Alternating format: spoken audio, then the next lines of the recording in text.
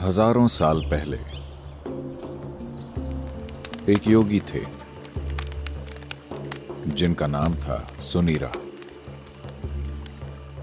We believe Sunira was just the next generation after Saptarishis.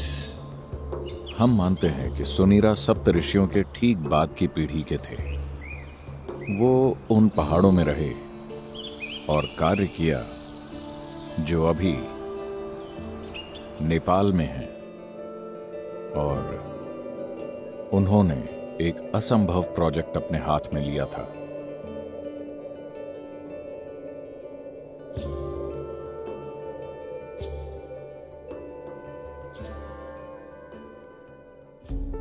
Sunira ने देखा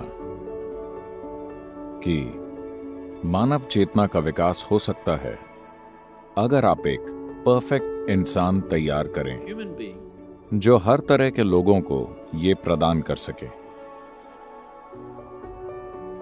एक तरह से वो शिव की परंपरा से आए थे। कहीं ना कहीं उनका सपना था कि शिव की तरह एक दूसरा प्राणी बनाए। वो एक बार फिर से एक जीते जागते शिव बनाना चाहते थे, दुनिया के लिए एक परफेक्ट गुरु जो पूरी तरह बहुआयामी हो। सिर्फ इस तरह की शिक्षा या उस तरह की शिक्षा न दें जैसे शिव ने पूरी मानव चेतना और मानव शरीर की हर संभव रूप में खोज की थी। वो वैसा जीवित प्राणी बनाना चाहते थे, तो उन्होंने एक ऊर्जा शरीर बनाना शुरू किया उस तरह का। और फिर उन्हें लगा कि वो उसके ऊपर एक भौतिक शरीर बना सकते हैं और उसे दुनिया में छोड़ सकते हैं कुछ 100 या 1000 साल के जीवन काल के लिए, ताकि वो सारी दुनिया को रूपांतरित कर दें जब तक उनका समय पूरा हो। तो उन्होंने इस प्रोजेक्ट पर काम शुरू कर दिया, और हां, वो इसे पूरा किए बिना ही मर गए।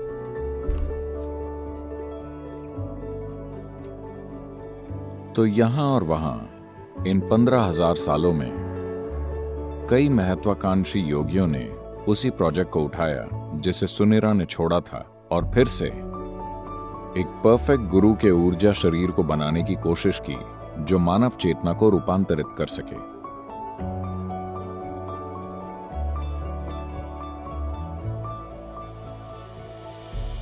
उन्होंने उसे मैत्रेय नाम दिया।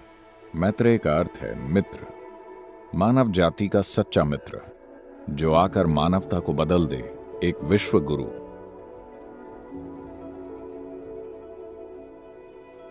पीढ़ी दर पीढ़ी कई योगियों ने दोबारा सुनीरा के उसी अधूरे प्रोजेक्ट को पूरा करने की कोशिश की।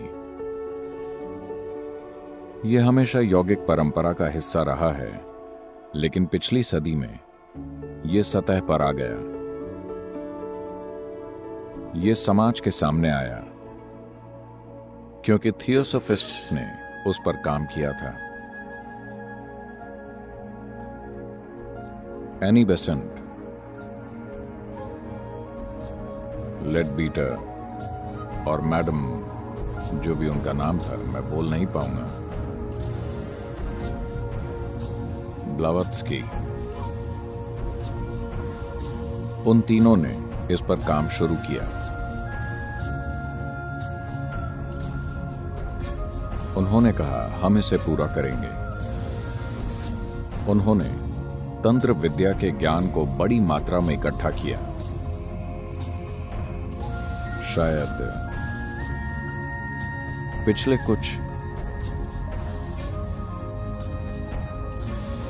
100 सालों में पहली बार, और निश्चित रूप से पहली बार, पारंपरिक तरीके से नहीं बल्कि आधुनिक तरीके से उन्होंने इस प्रोजेक्ट पर काम शुरू किया।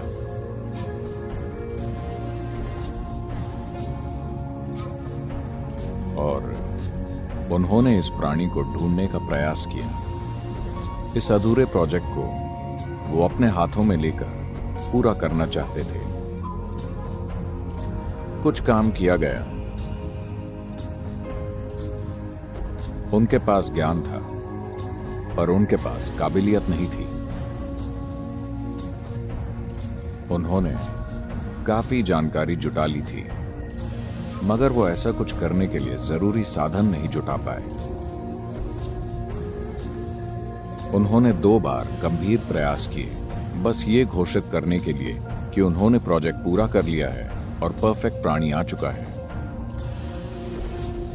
मगर यह कारगर नहीं हुआ।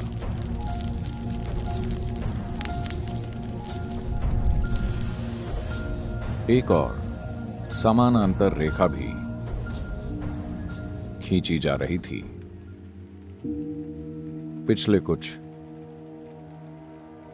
सहस्त्राब्दियों से, जहां कुछ और योगी जो सुनीरा के इस गौरवशाली मगर लगभग असंभव प्रोजेक्ट के बारे में जानते थे, उन्होंने ऐसी ही शक्ति पर काम शुरू कर दिया ताकि ऐसी एक संभावना को तैयार किया जाए, मगर उसी चीज के लिए उनकी समझ बिल्कुल अलग थी। एक ऐसा परफेक्ट प्राणी बनाना जो इंसान न हो, इंसानी रूप में न हो,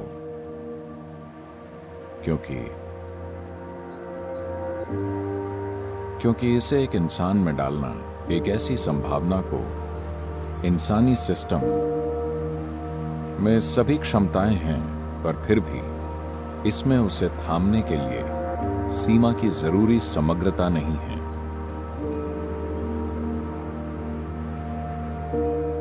ऐसे कई पुराने अनुभव हैं जिसमें कई जगहों पर ध्यान लिंग बनाना या बनाने की कोशिश की गई है।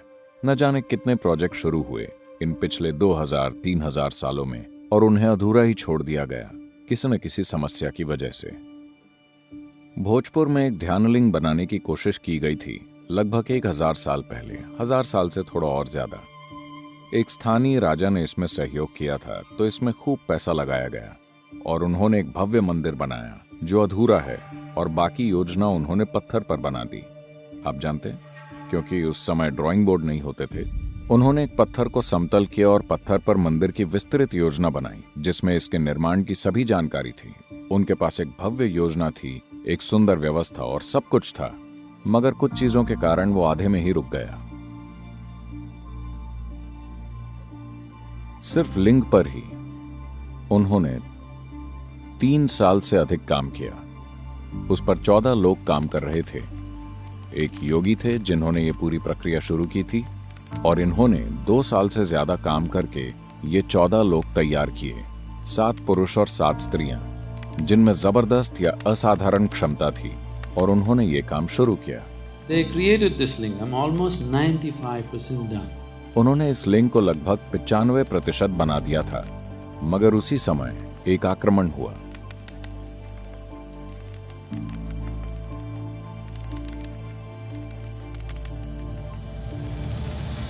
जो लोग हमला करने आए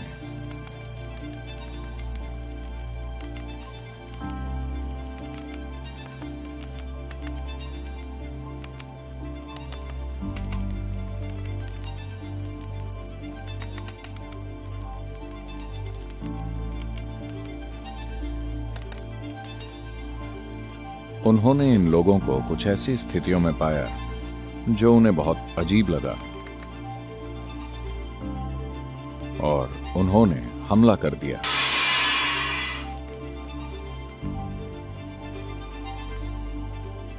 उस हमले में योगी का बायां पैर कट गया। शरीर में इस चोट के कारण वो आगे का काम नहीं कर पाए, तो उन्होंने तय किया कि कुछ योगी खुद लिंग में समा जाएंगे और इस काम को पूरा कर देंगे। तो उन्होंने एक दूसरे योगी को ऊर्जाओं को बंद करना सिखाया, और वो सभी अपने शरीर छोड़कर लिंग में समा गए। पर जो दूसरे योगी थे जिन्हें ये काम करना था, वो इस परिस्थिति से इतने भावुक हो गए कि वो ऊर्जाओं को बंद नहीं कर पाए। क्योंकि वो उसे समय पर लॉक नहीं कर पाए, तो लिंग में दरार आ गई। आज भी आप देख सकते हैं, लिंग में एक सीधी दरार है। वो लगभग 3 से 4 इंच खुल गया था, अब उसे चूने से भर दिया गया है। आर्कियोलॉजिकल विभाग ने उसमें चूना भर दिया है, पर उसमें दरार आ चुकी है।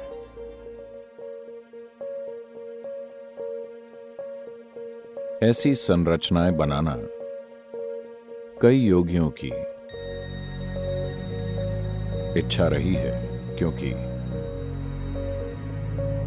आत्मज्ञान के साधन बनाना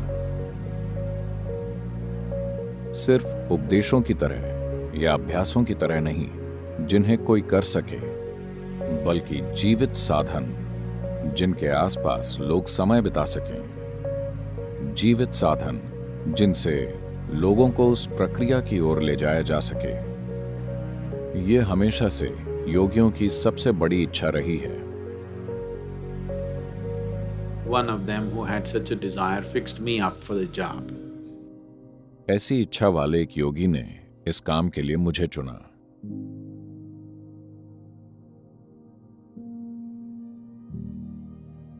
उनके साथ मेरी शारीरिक करीबी सिर्फ चंद मिनटों की ही थी।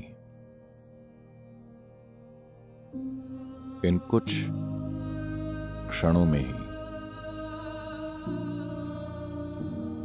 इस शानदार चतुर व्यक्ति ने अपने प्रोजेक्ट के लिए मुझे गुलाम बना लिया।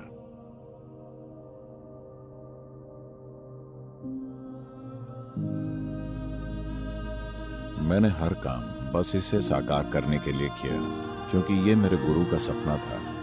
ये उन्हीं की दूरदर्शिता थी कि ध्यानलिंग स्थापित किया जाना चाहिए।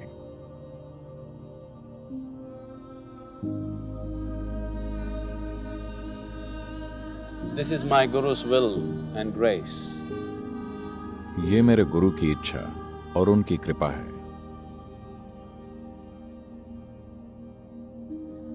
मेरे ख्याल से मुझे उस पागलपन के बारे में कुछ बताना चाहिए जहां से मैं आया हूं।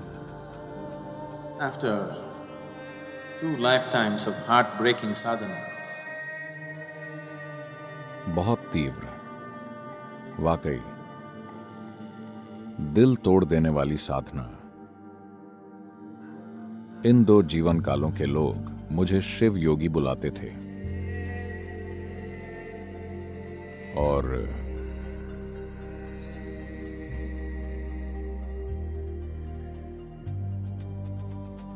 जब जरूरत थी, जब मेरे गुरु प्रकट हुए,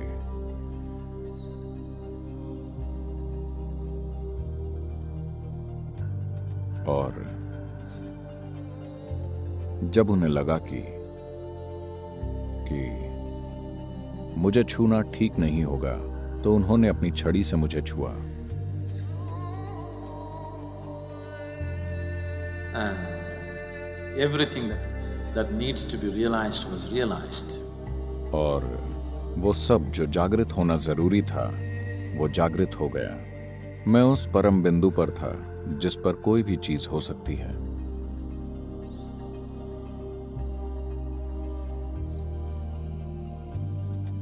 तो उस प्राणी को शिव योगी कहा गया, जो उस मिशन को पूरा करने की कोशिश कर रहे थे जो उन्हें सौंपा गया था, सफल नहीं हुए। वो फिर वापस आए।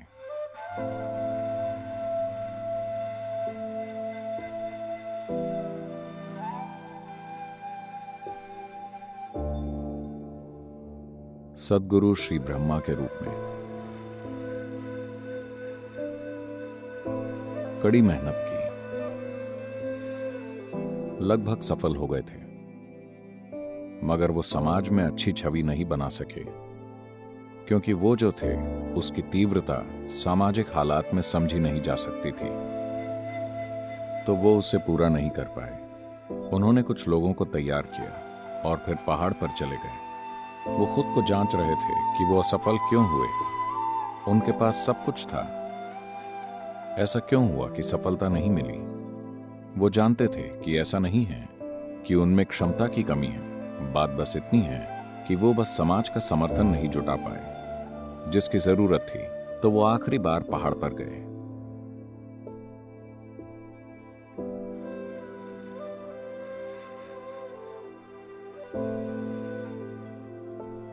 ऊपर जाने से पहले उन्होंने घोषणा की।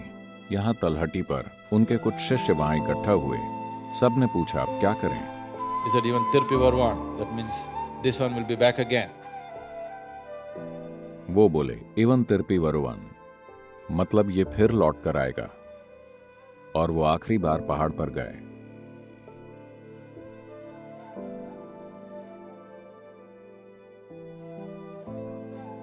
और उन्होंने एक दुर्लभ चीज की। उन्होंने एक ही समय पर अपने 7 चक्रों से अपना शरीर छोड़ दिया। यानी वो बस खुद को जांच रहे थे। वो जानते थे कि ऐसा नहीं है, मगर फिर भी कुछ असफल हो तो सबसे पहले आपको अपने दोष जांचने चाहिए। तो वो देख रहे थे कि क्या मैं सक्षम नहीं हूं या उतना सक्षम नहीं हूं। तो उन्होंने अपने 7 चक्रों से अपना शरीर छोड़ दिया। ये असाधारण ऊर्जा, बिल्कुल अलग ऊर्जा जो कहीं और नहीं है, आप 7वीं पहाड़ी पर महसूस कर सकते हैं।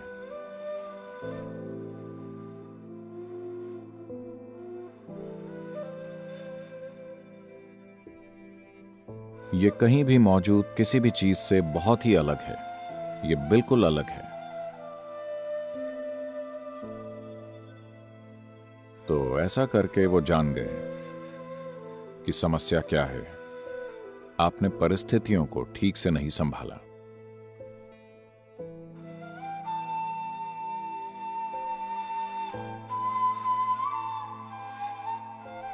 इस बार जब हम आए तो हमने सारी योजना उस बिंदु तक बनाई जहां हमने तय किया कि कुछ लोग जिनकी मुझे जरूरत होगी वो कहां, किस कोख से जन्म लेंगे और कैसे। सब कुछ तय किया गया और सब कुछ वैसा ही हुआ।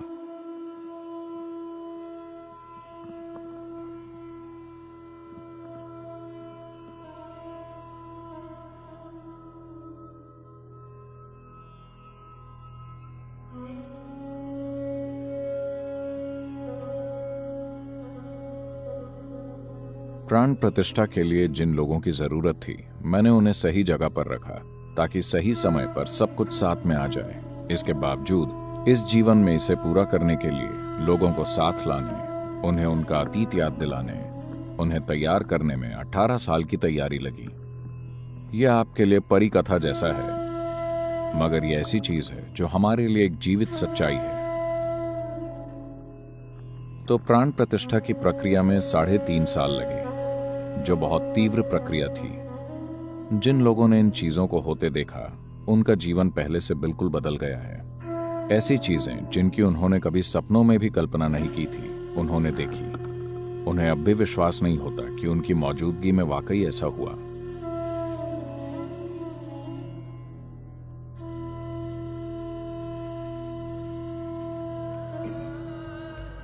योगी सुनीरा, उन्होंने जीवन भर इस पर काम किया और उनके जीवन के अंत में जब ये परफेक्ट प्राणी बनाने का उनका सपना अधूरा रह गया, तब योगी सुनीरा ने एक भविष्यवाणी की। आज से बहुत लंबे समय बाद, बहुत ज्यादा लंबे समय के बाद मेरे द्वारा शुरू किया गया ये काम पूरा होगा और गूंजेगा। यहां नहीं, बल्कि दक्षिण के हरे भरे पर्वतों में। हमारे पर्वत हरे भरे हैं और हम दक्षिण में हैं। तो जो भी सुनीरा की भविष्यवाणी थी वो सच हो गई है, पर उस रूप में नहीं जैसा उन्होंने सोचा था।